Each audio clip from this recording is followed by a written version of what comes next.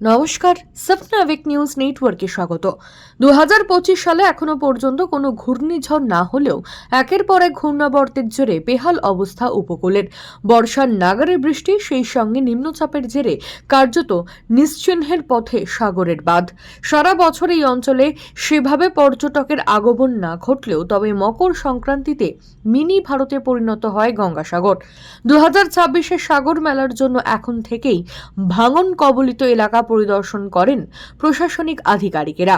উপস্থিত ছিলেন সুন্দরবন উন্নয়ন মন্ত্রী বঙ্কিম হাজরা, অতিরিক্ত জেলাশাসক অনিশ দাশগুপ্ত, সেচ দপ্তরের আধিকারিক ও সুন্দরবন পুলিশ জেলার অতিরিক্ত পুলিশ সুপার, সাগরের বিডিও সহ আরো অনেকে। বলা ভালো, কপিল মুনির আশ্রমের দিকে একটু একটু করে এগিয়ে আসছে সমুদ্র।